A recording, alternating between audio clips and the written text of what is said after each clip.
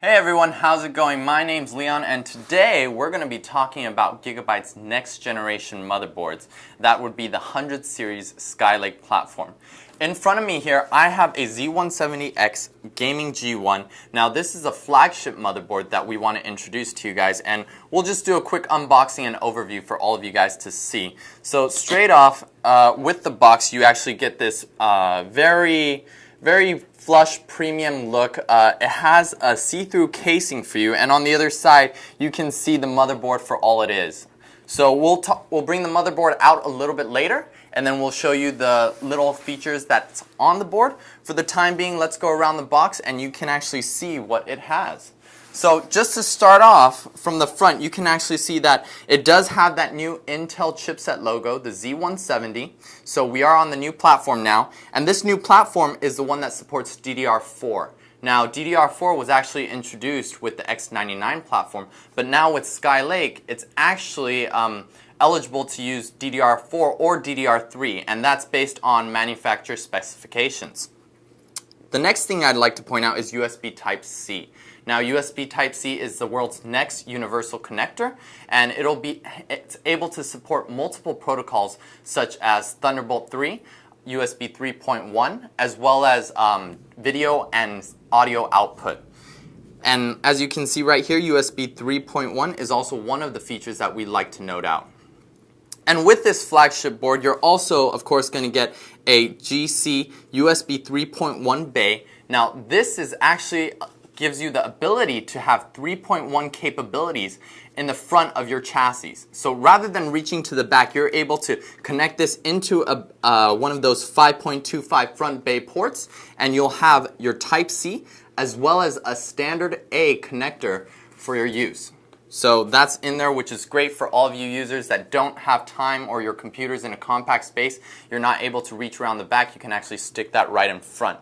Now moving on to the back of the board, you can actually see you get an overview of the board. Looks very nice with composite armor that we've included this time, so some of you guys might have seen some CES coverage. You can actually see the PCI Express lanes looks a little bit different, and we'll cover all of that when we get to the board a little bit later. Some of the other key features are on here, such as our extreme Intel USB 3.1 controller. Now, Gigabyte is actually one of the only manufacturers that's using the official Intel USB 3.1 controller, which allows us to have the maximum bandwidth. So for the controller itself, it's able to support up to 32 gigabits per second. Now that's 4 Gen 3 PCI Express lanes, which allows for that speed. But as you all know, USB 3.1 only supports up to 10 gigabits per second on transfer speed. But that 32 gives us that total bandwidth to do anything that we need to do with it. And of course, the Type-C connector, which allows you to do different features such as power delivery as well, something that I didn't talk about earlier, so you can charge your mobile devices or even more power-hungry devices, as well as transfer data between your next generation devices as well. We also have the Creative Sound Blaster. So this is a Creative Sound Core 3D. Now many of you guys that have been following Gigabyte technologies, you guys know that we do have exclusive Gigabyte amp-up audio technology, and this is one of those. Gigabyte was one of the first manufacturers to actually incorporate a quad-core chip onto our board to eliminate the need for dedicated sound cards for users that were very into the audio scene. So any audiophiles out there, this is definitely something you want to look into. We also have certified for this board 120 decibels SNR out of the rear audio 3.5 jack. So that's one of the other features we'd like to talk about. And of course, with any gaming board, we want to focus on networking as well as audio. So we talked about the audio. Now with networking, we're able to have 2 killer NICs as well as another Wi-Fi NIC available for those of you guys that like to do any type of packet prioritization. The software is of course included, so you can find that on the driver disc as well. And just to go over this more briefly, we do have triple upgradable op amps. We're using Nichicon as well as WEMA capacitors, and we have an LED trace path that is now multi-colors. And then this board sports a 22-phase digital power design, as well as dual PCIe M.2s, a turbo B clock, PCIe metal shielding, and threaded fittings for any of you guys looking to do any customization for your system on liquid water cooling. So let's get into the box and see what you guys get when you guys purchase one of these bad boys, and you guys can see if it's something you want to look into at your online or retail store. So right out of the box, you can actually see very premium packaging. Very premium packaging. It comes in, you pull it right out, and right here is the board for you. And we'll take this out, plastic shielding, and let's just take the board out and we'll put it off to the side for a little bit.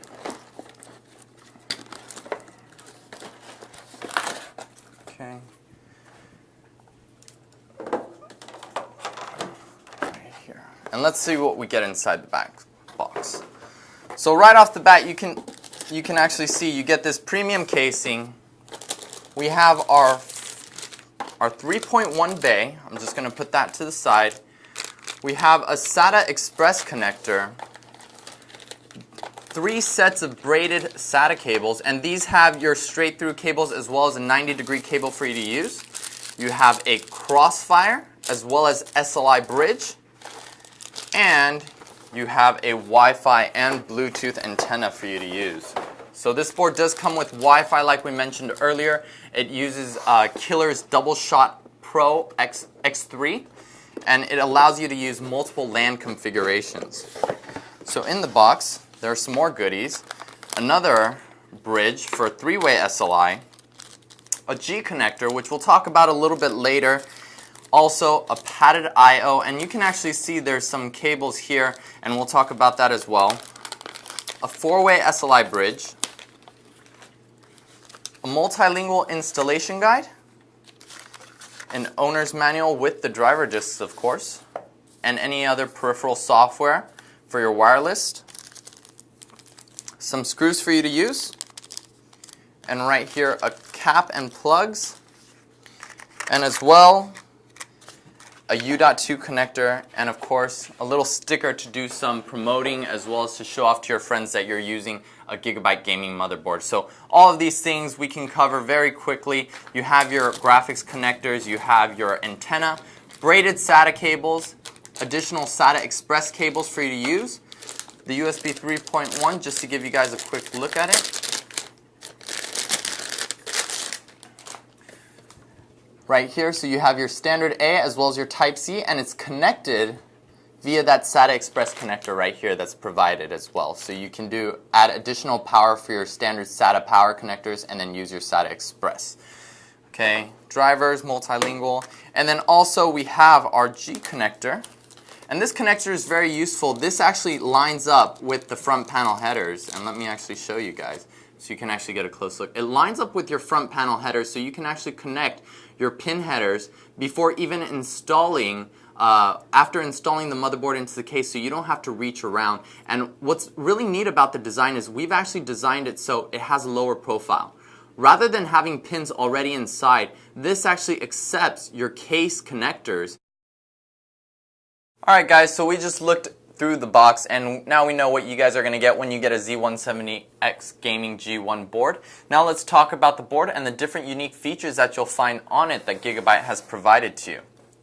So straight off the bat you can actually see it has a great appeal to it this time around, and with all the composite armor over it, it gives it that new flashy feel. We have the G1 Gaming branding on here. We also have it covering the rear I/O as well as the composite armor covering the back exclusive Gigabyte Amp Up Technology audio zone. And also with that we have the heatsink here. Now these heatsinks are actually very beefy. When you get a feel for it, you lift it up, it actually has some weight to it, so you know it has a lot of quality in it. These heatsinks are designed for active and passive water cooling, active and passive cooling. So as you can see, I just removed one of the plugs, and these are threaded fittings. Now these fittings are able to support G1 threaded threads. So if you have any liquid cooling barbs, if you're buying a kit, make sure you buy the one that fits for this board. It allows you to do customizations if you want to use thinner tubes or thicker tubes, which is a good thing for gamers and any DIY modders that want to do any case mods for their system. Alright, and again remember this is an LGA1151 socket CPU. As you can see here, it's listed perfectly. And with this board, there's actually 22 power phases. These are 22 digital power phases. We're using the digital power controller from IR, International Rectifier. That's the 4th generation, as well as 3rd generation MOSFET from them as well, which is under the heatsinks that you see here. Now, let's go over the top and then we'll go around the board to see what else we have new. So right here actually, we have a fan pin header, your CPU pin headers for 8-pin for additional power for that CPU. And then we have a 4-pin pin header right here up at the top. Now, this one is actually used for that rear I/O that we were talking about. Now, this is the padded I/O. It has a really good premium feel to it. And this time around, you can tell that it has 4 cables to it. Previously with our X99 there was actually 2 plugs and it allowed the I/O to light up. Now this time the I/O can actually light to multiple different colors since we have RGB controls, and these will match what your system provides, what you set in your BIOS or what you set through App Center, and it can also beat as well as pulse to however the board lights up as well. Alright, and moving right along, we have some pin headers for CPU fans. And this one is a DDR4 board, guys, so make sure you guys are using that new standard when you guys are purchasing components for the Z170X Gaming G1. We have some contacts here for your overclocking or if you need to read any voltage readouts. We have a quick power button, power switch, a debug LED here, a reset switch right under this, a CMOS switch, if in case you ever need to use it, you want to reset your CMOS right there. We have an Eco and OC button. The Eco one actually downclocks the system so you're saving some power. The OC gives you a quick overclocking boost. If you're not familiar with overclocking, you can definitely use this button, or even in the App Center we have an application called EasyTune, which will allow you to do any overclocks, preset overclocks that we've actually specified for your system. So that's a good solution and tool for you guys that want some extra speed out of your computer. One of the other things here, we have your standard ATX 24 pin, another set of fan pin headers, and we also have USB 3.0s, so 2 USB 3.0 front panel headers. That gives you a total of 4 USBs. And then on the side here, of course, with next generation form factors for storage, we have with the 100 series chipset, it supports natively 3 SATA Express connectors. So you actually see the 1, the 2, and the 3. So keep in mind, when you guys are actually using SATA Express, you're going to be losing the 2 SATAs because it's going to be covered with the connector, okay? So SATA Express, we have some more fan pin headers down here, and then your front panel headers. And again, this is made a lot easier for installation with the G connector like we talked about earlier. Not only that, the G connector actually locks in and clips down on your front panel pin header, so when you actually plug it in and you want to remove it, it's easily to be removed as well as installed. Okay? We have some switches down here. One is for your dual BIOS, so whether you're switching from your main BIOS to your secondary BIOS or back, this will allow you to do that. So if you run into any issues and your system is not booting, you can definitely use this switch to solve your problems as well. We also have another switch here, another dip switch, which allows you to actually disable your dual BIOS function. So the dual BIOS function, sometimes if you're trying to do any overclocking and your system actually takes control and it actually overwrites your overclocking settings, this is something you might want to enable so that way you don't lose all the work that you've done earlier. We have 2 USB 2.0 headers, so that's another total of 4 USBs. And then we have a TPM pin header. Now the TPM stands for Trusted Platform Module, and this is just for security for you guys that want some extra security on your system. And then we have an OC peg right here. This provides more power. It allows you to connect a SATA power connector to provide more power for the PCI Express lanes, so you have a more stable flow of electricity, so there's less fluctuation when you're running your system. And then 2 more switches here, and these are actually for gain switches. One is for your rear, and one is for your front. So if you're using anything, it allows you to toggle between your 2.5x or 6x gain, which if any of you guys are using professional headphones, you guys require more output to it. It actually supports up to 600 ohms. So this is definitely something that you want to be aware of, especially with this board having such focus on audio, having independent left and right op amps for its rear channel, as well as another op amp for its front panel. And then of course we're getting to that Soundcore 3D chip. We're talking about all of the technology here. We have the front panel pin headers. Gigabyte is actually one of the first and only motherboard manufacturers to actually incorporate a quad-core chip onto the board. So you guys are now no longer needing the fact of having to buy an additional dedicated sound card, and this is something that we've added for gamers who actually focus highly on networking and audio. So this is one of the cool features there. We have some op amps here, and then you guys are seeing this and you guys are wondering, whoa, what's up with the PCI Express lanes? These are actually covered with a one-piece stainless steel shielding. Now this metal shielding is actually useful for you guys in two ways. First of all, it's actually protecting your PCIe slot to prevent any damage when you guys are putting in heavier graphics cards. It won't bend or rip out as easily. Also, if your unit's being shipped, it's useful to help prevent any damage from cards falling out as well.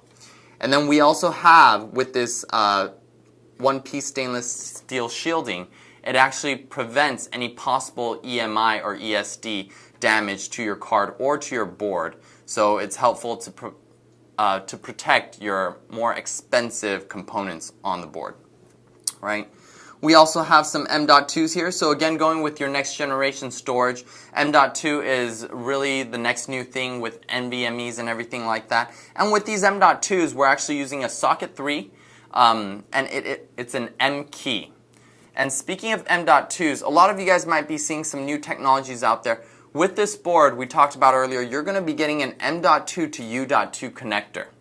Now this adapter allows you to actually connect to your M.2 slot, and you can actually, after you connect it, then connect your 2.5-inch U.2 connector and connect it to the 2.5-inch NVMe drive. So this is very useful for those of you guys that still want that traditional 2.5-inch drive, and you need a connector that can support the 32 gigabit bandwidth. Okay. All right. And we also lastly have a Turbo B clock chip. Now this chip is actually very important for those of you guys that are into overclocking. You guys are trying to push the performance and limits of your board, because what it does, it actually provides you a linear range that you can move through from 90 megahertz to 200 megahertz. Traditionally, the boards were only allowed to go from 100 to 125 and 167. These were the straps that you were limited to.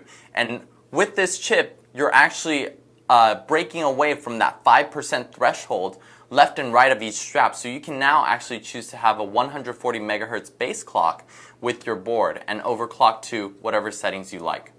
Alright, so let's turn this around and then we'll go over the rear I/O and see what other features we have, and then you guys can see what else there is.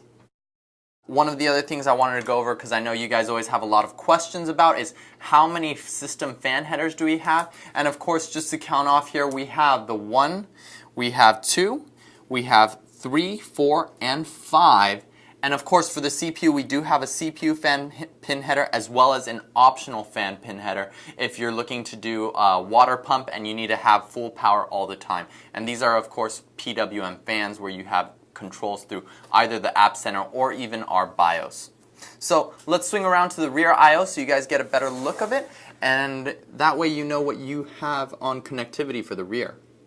So aside from that, we've also we've spoken about the I/O shield that can do the RGB colors, and right here we also have the USB DACs right here, and this is two USB 2.0 connectors that actually have its own power grid. So if you guys are interested, audiophiles out there, gamers, this is perfect for externally powered DACs, so you can actually shut off the power and get a cleaner signal. For gamers who have any powered, self-powered devices for keyboards or mice, you can definitely use this as well. Or even if you need power from the system, this does have that cleaner source of power because it's on its own power grid. So you get a cleaner signal overall with less fluctuation. You have your traditional PS2. also a Wi-Fi connectors right here, and we also include a little clip that allows you to lock in your cables for your antennas. And to remove this, there's actually a little screw hole right here to actually let you unscrew, and you can get inside and reach that M.2 wireless module. Right here we have a HDMI, and for all of you guys who love HD, who love where all of this is going with the high definition, this HDMI is actually an HDMI 2.0.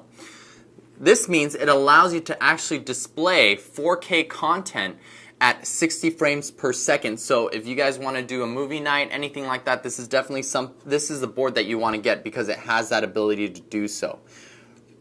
And then right next to it we have 4 USB 3.0s for any transfers, any external storage that you guys might need. Below it, a Type-C connector. Now this is the Type-C connector we were talking about earlier, where it has all those various protocols, mainly being that you'll see it being used for USB 3.1 as well as Thunderbolt, and also for data, audio, or video transfer. And right next to it you have a Type A, a standard A connector in red, and this is also USB 3.1. So Gigabyte does support both types of connectors for your USB 3.1 needs, so you're future-proof, but at the same time you have the flexibility to use a traditional standard A connector. And above that, this one some of you guys might be very familiar with. You guys probably have seen it in our X99 boards. This is actually a connector for our QFlash Plus. Now, QFlash Plus is a feature that allows users who have accidentally corrupted their BIOS or who need a new BIOS when the CPU isn't working properly to actually flash the BIOS. And all you have to do is connect a flash drive, and you don't even need to have your CPU or memory installed, and the system will flash the BIOS on its own. So it's a very neat feature for those of you guys that are in a jam and don't want to send your board off to RMA and to get it repaired or replaced. And of course, above that QFlash, you see multiple NICs. So this is, of course, killer NICs. And this makes up our killer DoubleShot Pro X3, which is actually the feature where we combine the two wired NICs with the wireless NIC as well. So you get 3 network connections and interfaces for this board total. 2 more additional USB 3.0s on the back, as well as your audio connectors. And you please note that this is actually in gold. So these are gold plated to help prevent any corrosion, any tarnishing, and it gives that better signal quality for those audiophiles that are always looking for the best. So all of these things, plus all of the accessories that you guys have seen earlier, wrap up what you would get in our Z170X gaming G1 board. So if you guys are definitely interested, you can find it at your local retailer or online reseller as well. So definitely check it out. And if you guys like the video, please like at the bottom, subscribe to our page. Any feedback we love to hear from, and we're going to be showing you a lot more videos, so look around on our channel for that. Thanks.